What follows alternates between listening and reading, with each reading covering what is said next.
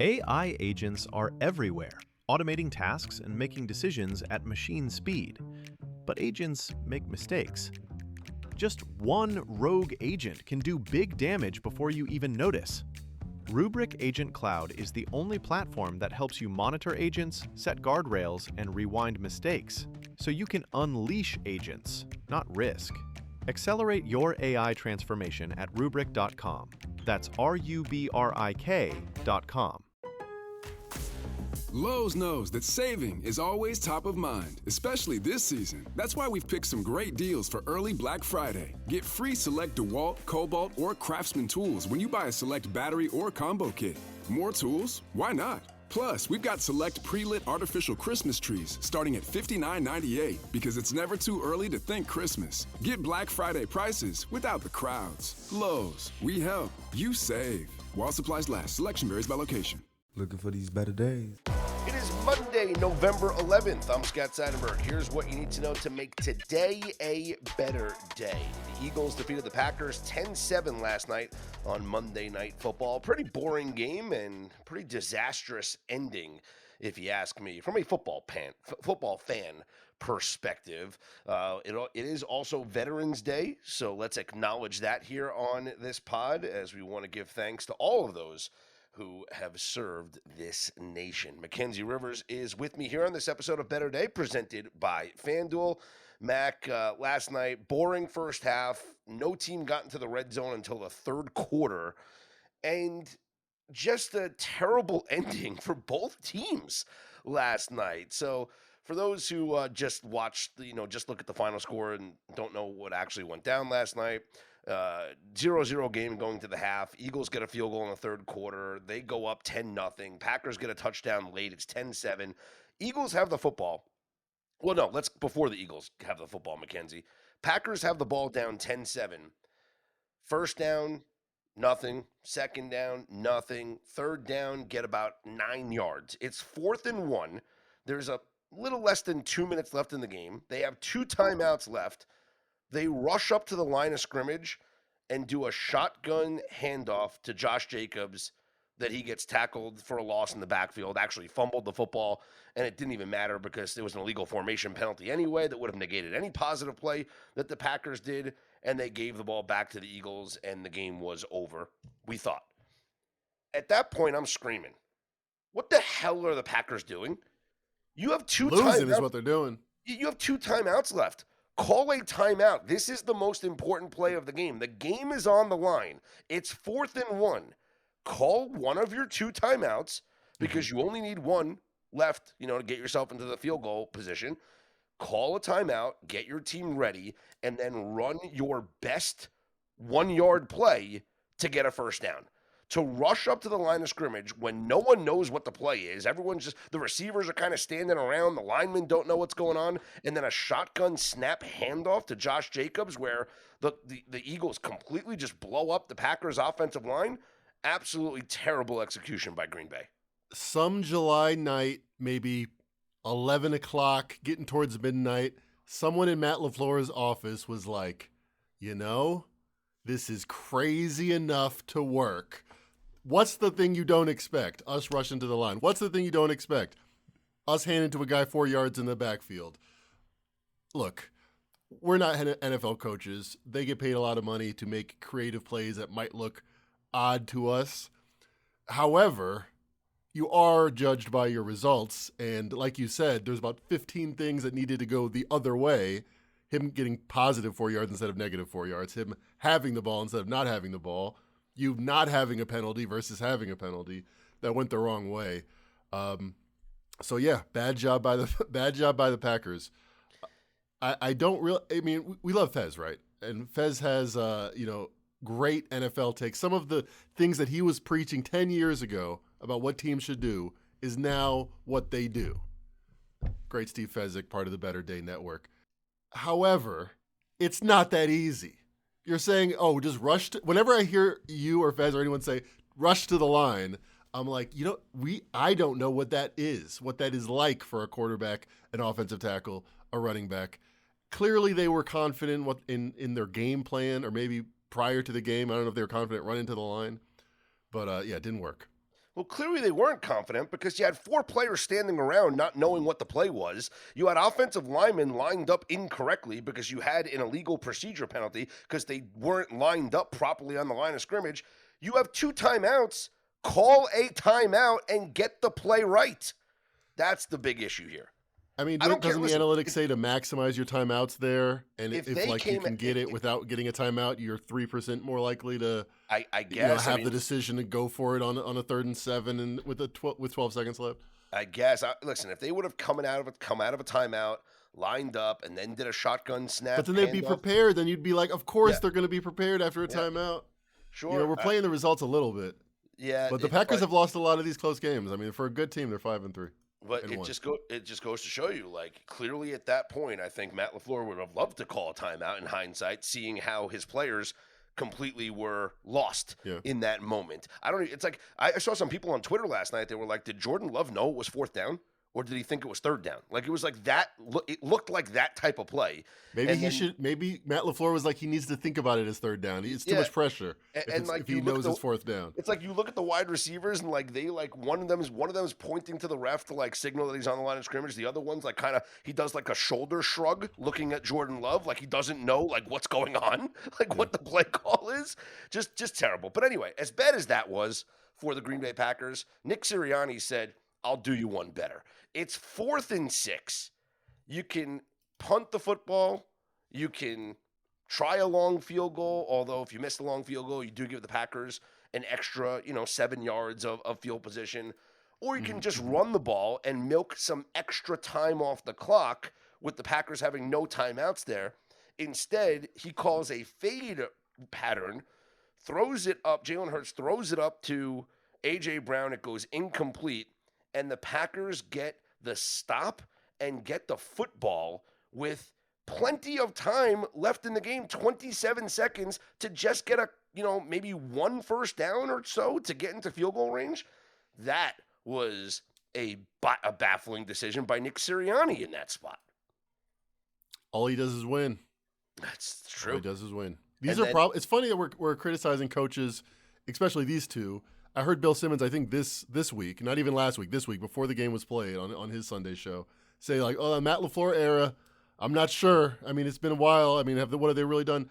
He probably, I haven't looked recently, has the best winning percentage of any coach outside of Nick Sirianni. That's coached that many games. 13-win seasons. They just always win. Yeah. So, I mean, it's the era is when he doesn't have a 67% winning percentage, then the era is in question. And then the way the game ended was just so bizarre. So the Packers get the first down, and they run up and spike the ball with 5 seconds left. They trot out McManus for a 64-yard field goal. Which would have been an NFL record 2 years ago. Yeah, no, not this year. I mean, this year that's a chip shot, right? So Nick Sirianni calls a timeout, and then McManus is telling the center, "Snap it, snap it, snap it." He snaps it, and they get off a practice kick well after the timeout was called. The whole Eagles sideline is signaling for a penalty.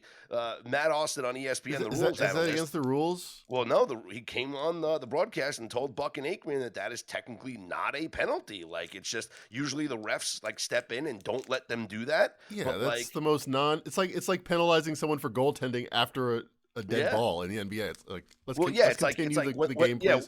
When the ref blows the whistle and then the guy shoots that 3 after the whistle, don't, and then the player jumps up and stops it from going in. What are you going to call goaltending on that? Like, no.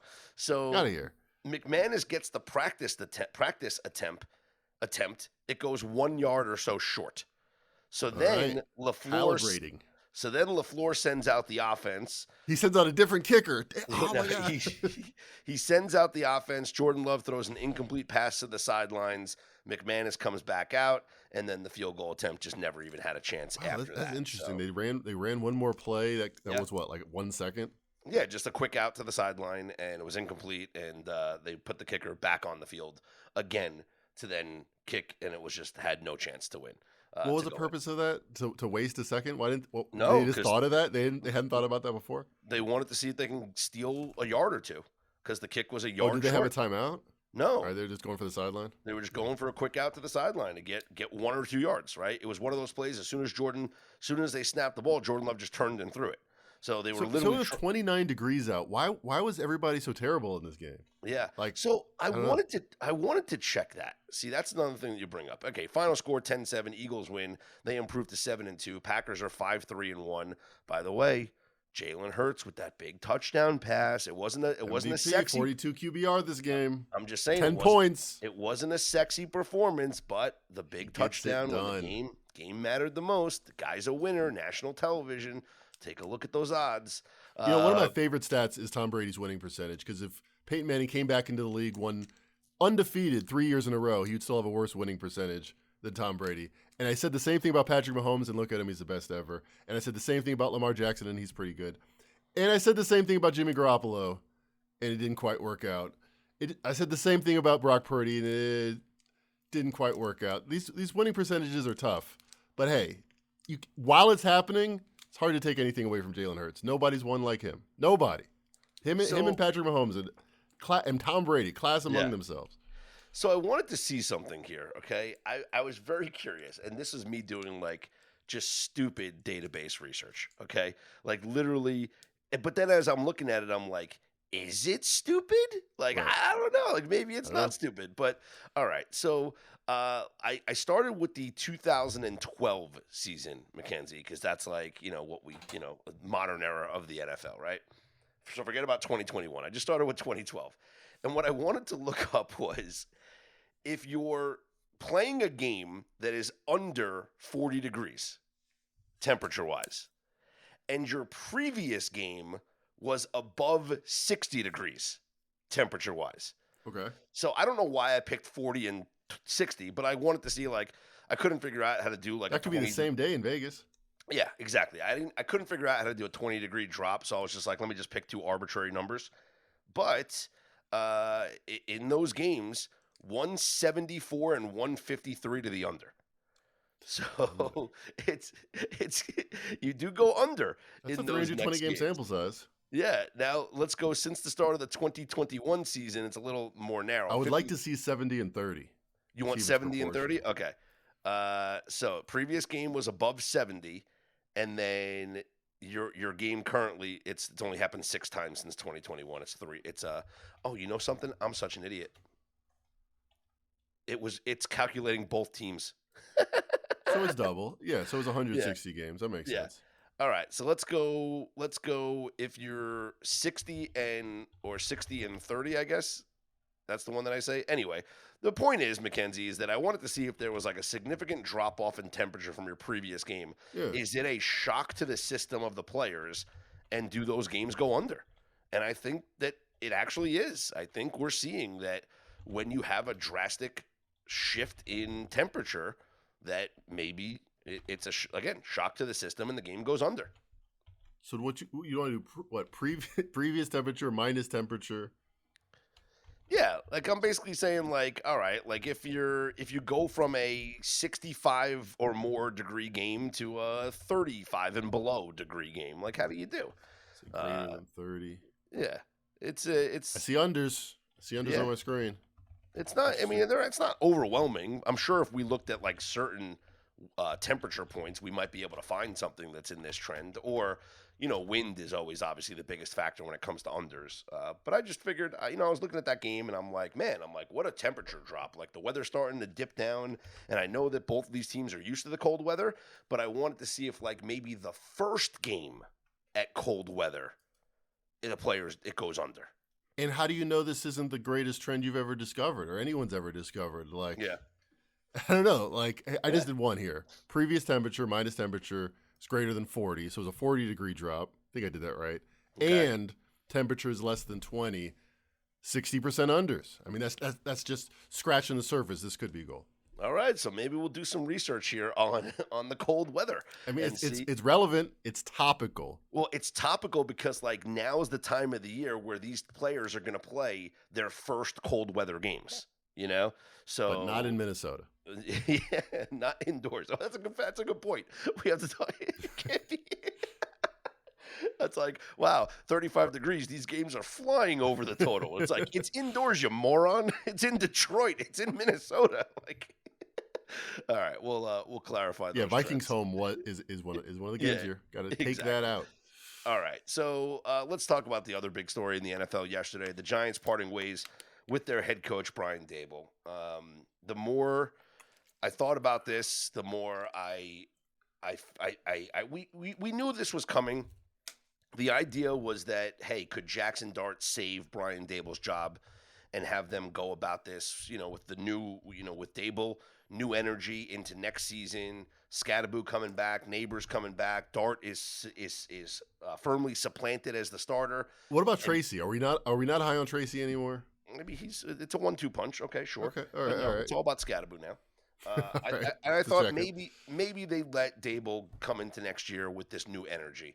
But then the more I thought about it, and then seeing the amount of times that Jackson Dart has been evaluated for a concussion this year has had me thinking, something? Brian Daboll is caring about maybe his job and winning football games this year, but more so than the future.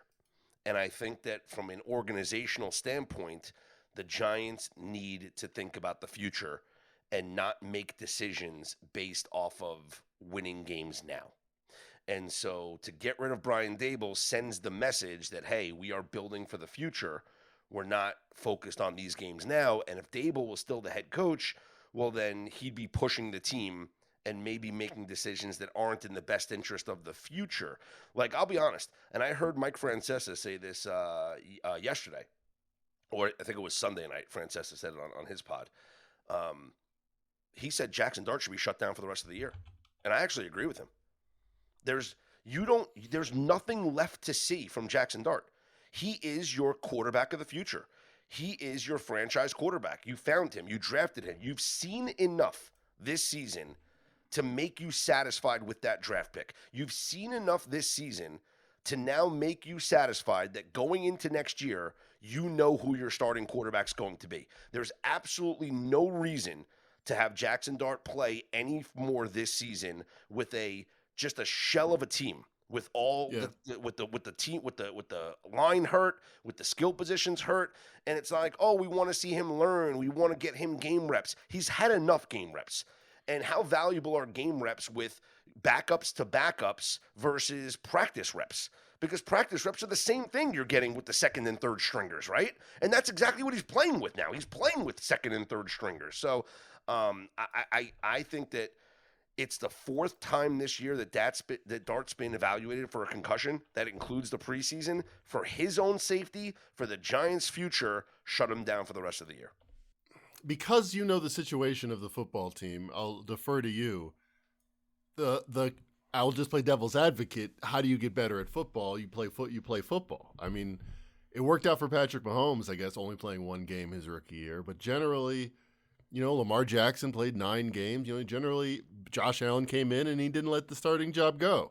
That's how you get your sea legs, and eventually, you got to get used to getting hit and used to surviving. I mean, how else do you learn? The kid's played 7 games. That's enough.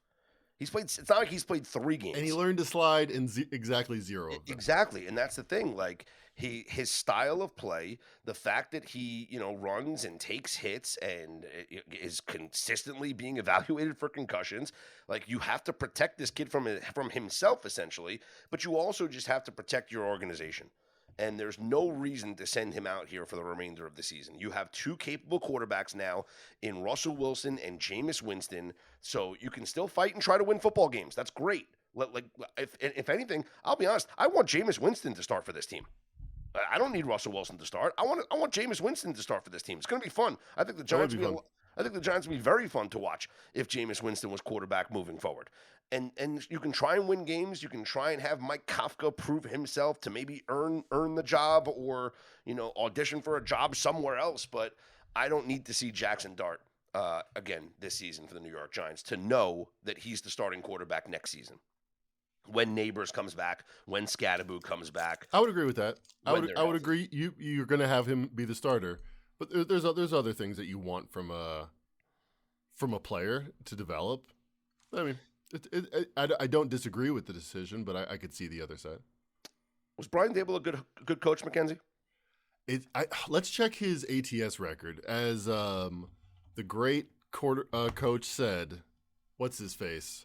You are what your record says you are. That would be Bill Parcells.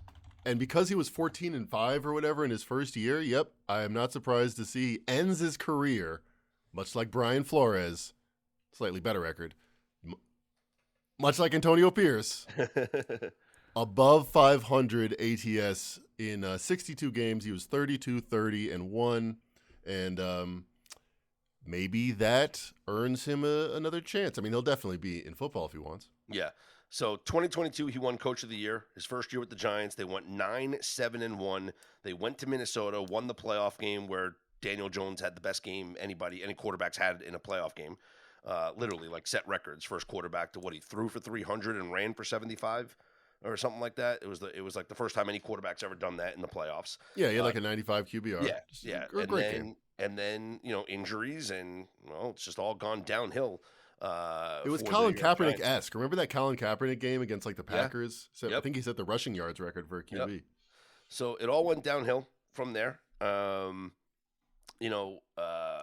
You wonder what you said he's going to be in football. I would agree he's going to be in football. Sean McDermott, Bills head coach, was asked yesterday if he would consider reaching out to Brian Daboll about rejoining the Buffalo staff. That's interesting. And he that said, is interesting. He said, quote, "At this point, that's not under any type of consideration," end quote. Yeah, that's bullshit. I think I mean, just let's deconstruct this. I I'm minored in literary criticism. He did not say no.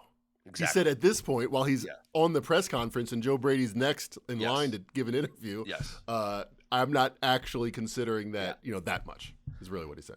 Yeah, Brian Daboll, with the issues going on in Buffalo right now, Brian Daboll will be a special assistant to the Buffalo Bills before the season's over. Kind of like Robert Saleh rejoined the 49ers.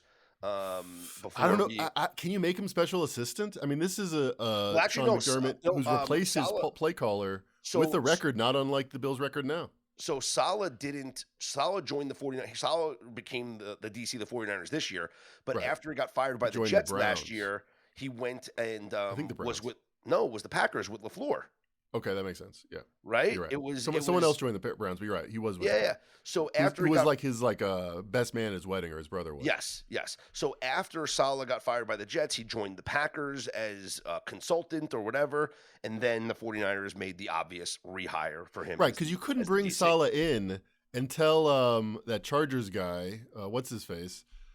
All right, this is the best defensive coordinator I've had in my tenure. He's going to be a consultant, and just tell him, just run through your game plan with him. Yes, that is awkward. Yeah. So maybe Daboll goes somewhere else this season as a consultant, and then next year rejoins. If it Sean doesn't work out for staff. Joe Brady and co. Exactly. Or like maybe Joe Brady becomes the next head coach at LSU or something, right? Joe Brady becomes a college head coach, and then they win the Super Bowl, and he becomes the head coach at LSU. Yeah, and then Brian Daboll's the offensive coordinator of the Bills next year. Then they win the Super Bowl again. So I actually have some odds on the next Giants head coach. Would you care to go through them? Ooh, all right. I just want to get one guess that's in the top 5 without thinking too hard about it. Okay. Who's a candidate right now?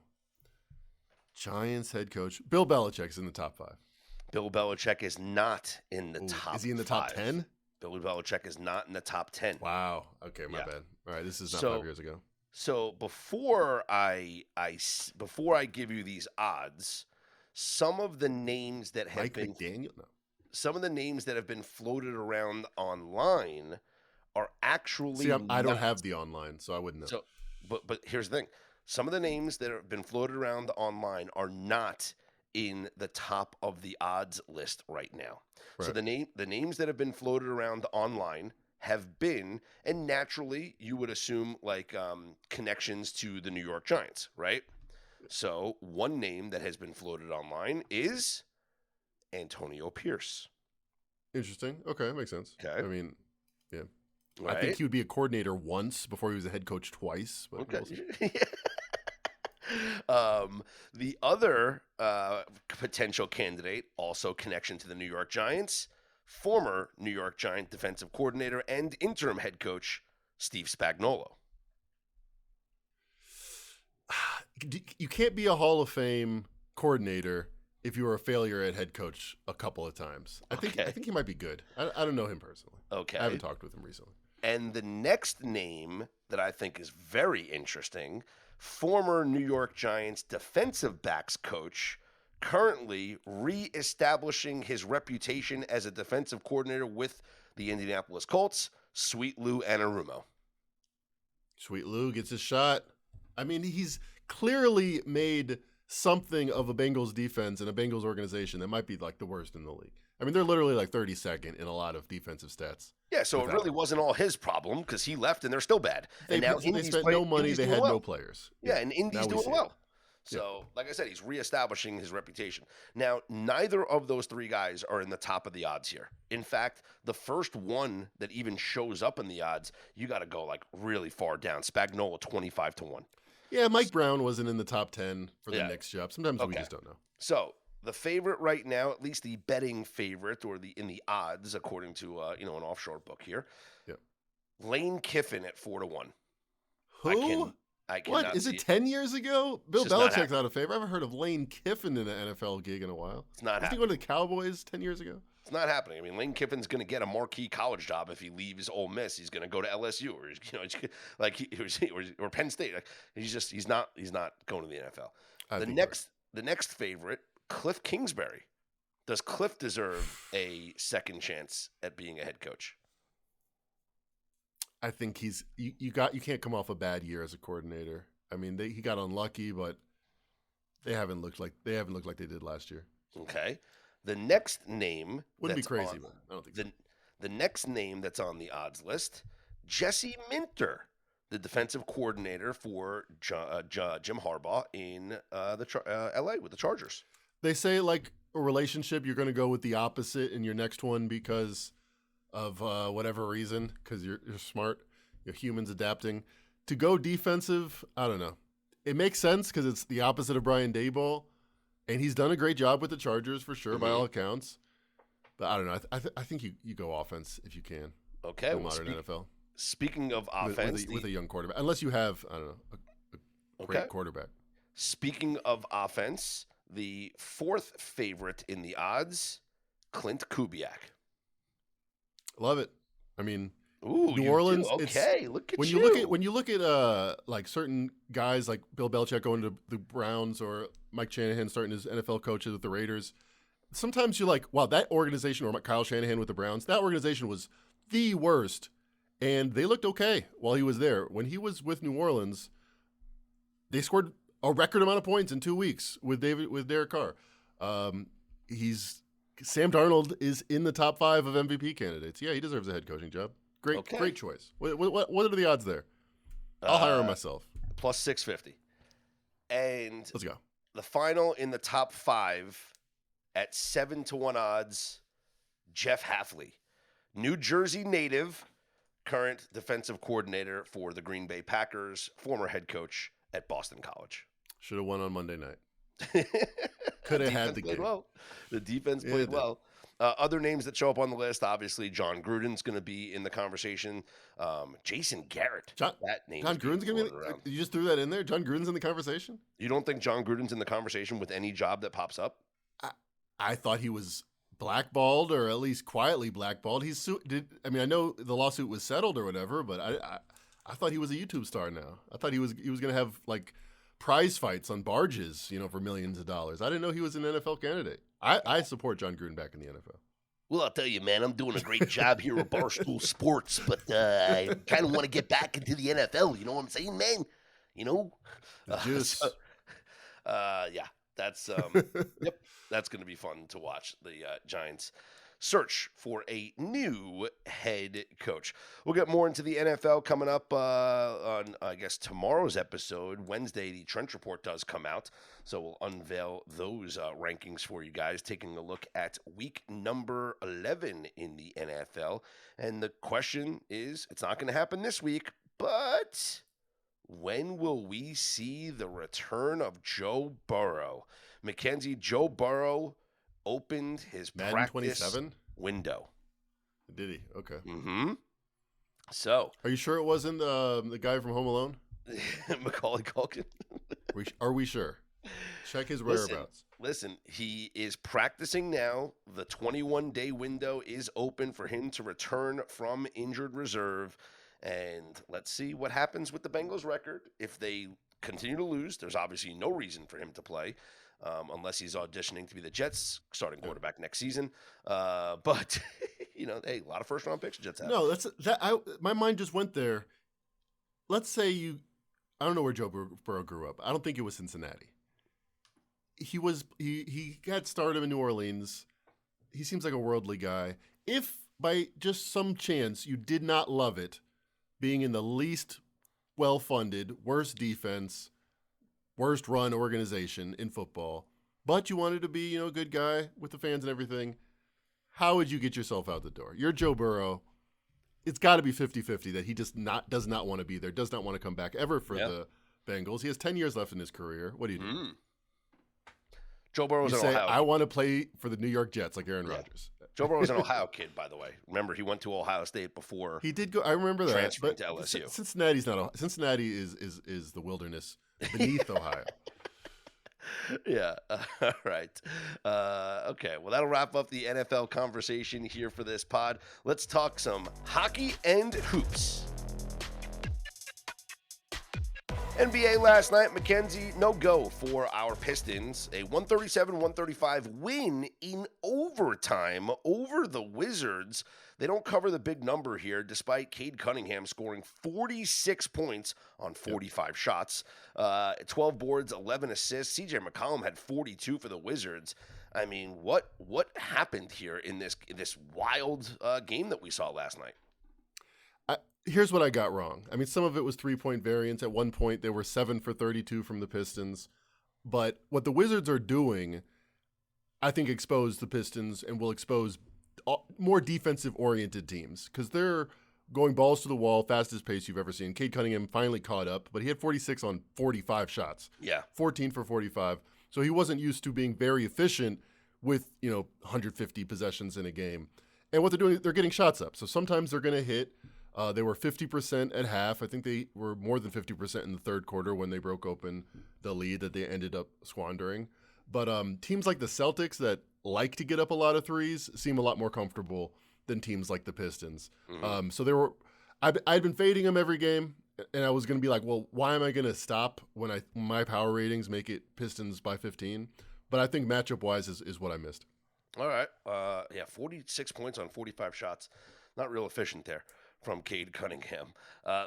Elsewhere, Luka Doncic had 38 points. Lakers beat the Hornets 121-111. Another big night for Victor Wembanyama, 38 points with 12 boards and 5 blocks. Spurs beat the Bulls 121-117. Did you see the Wemby 3 when he pulled up and shot? And it's like every single game you watch the highlights, Mackenzie, it's like guys that big aren't supposed to do those things on the basketball floor. No, and he's starting to be like kind of quick. I remember when I was at Rogers Park for the first time, and I was a pretty bad basketball player at like 13, making it about myself. And I was doing my cross or whatever, and they're like, "You're not fast. You think you're fast?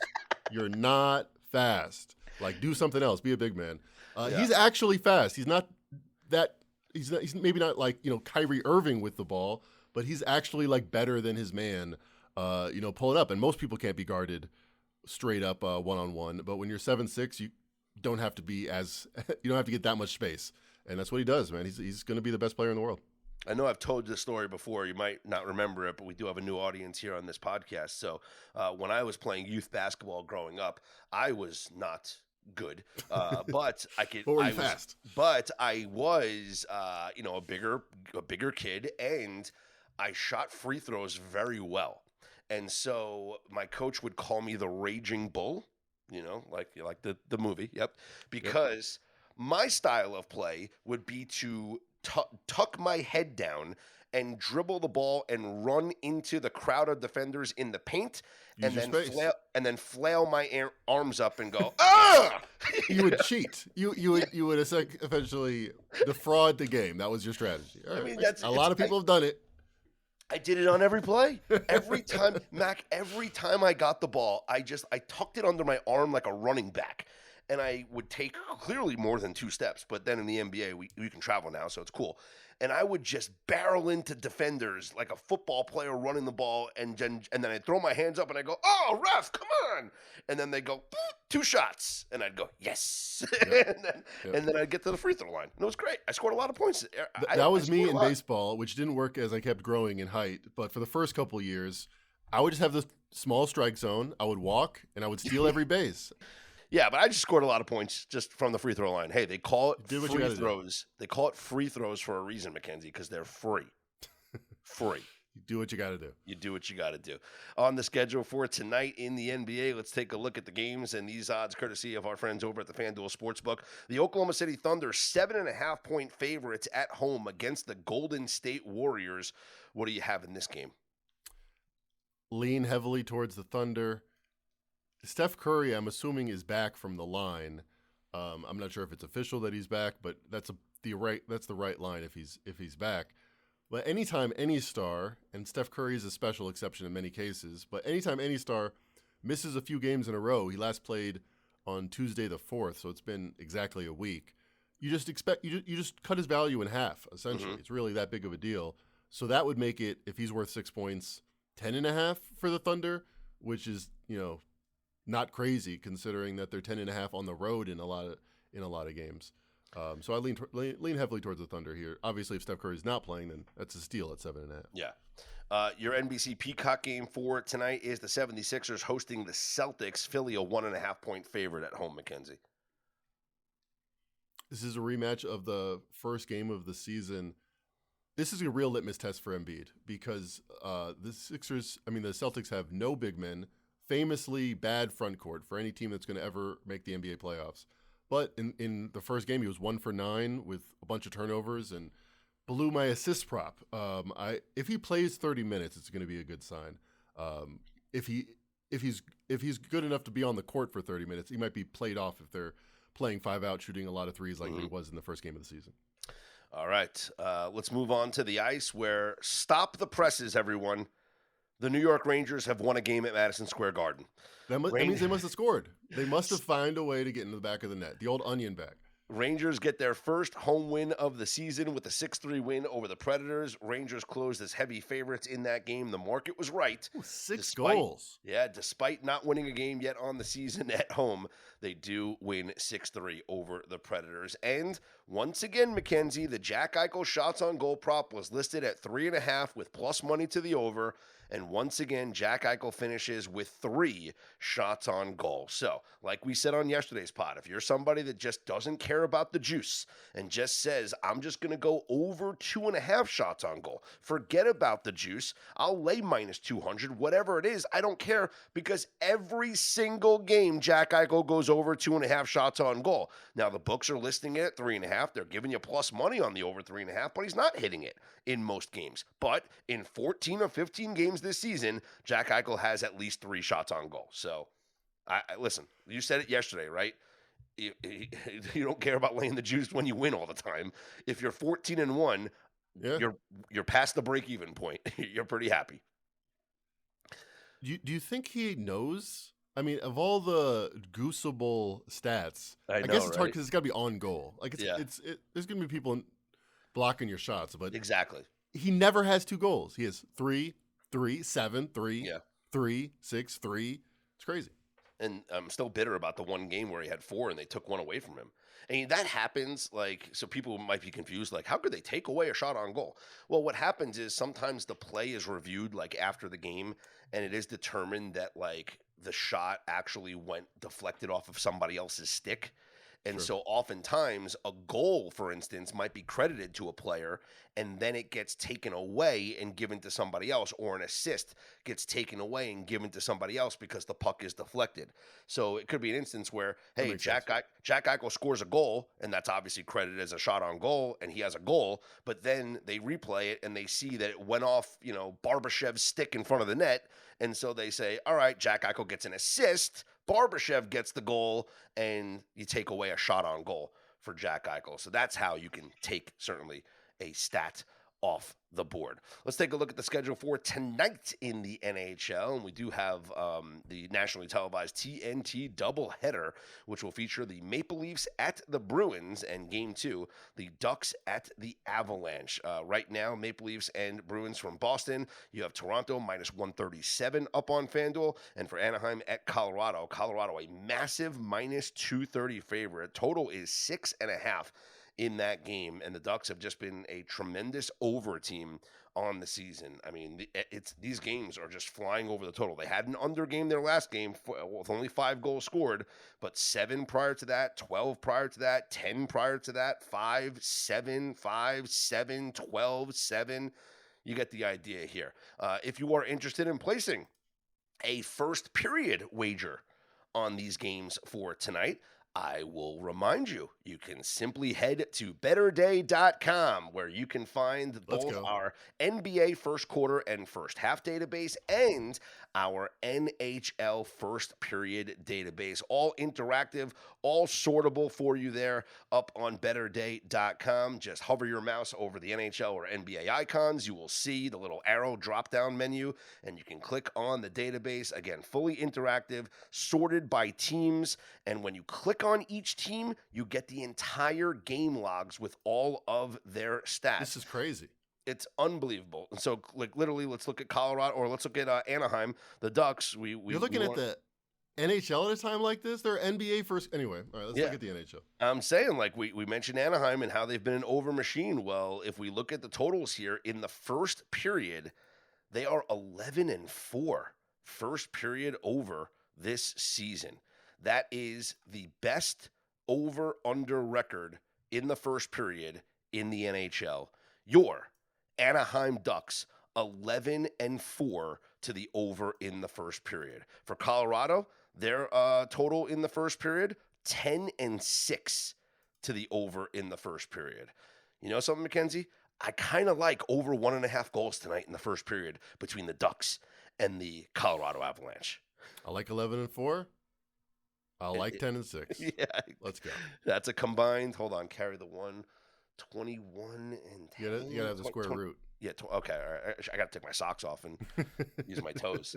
So the databases are there for you right now up on betterday.com. You want to make sure that you check those. They are updated every single day, sortable, interactive, and we are just proud that we can give that information to all of you betterday.com subscribers. And we have more features that we are rolling out soon. Mackenzie and I did some tests with some of the new features that are coming out, and I got to be honest, it's pretty cool.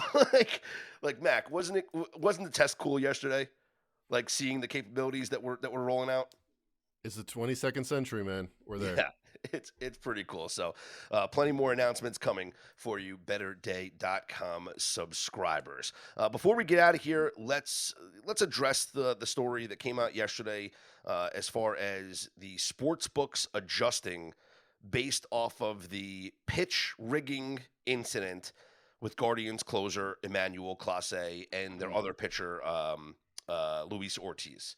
So for those who don't know, Luis Ortiz and Emmanuel Clase, the case against them is just damning. They clearly took money to throw balls on the first pitch of an inning where there was major irregular betting activity on first pitch of the inning to be a ball.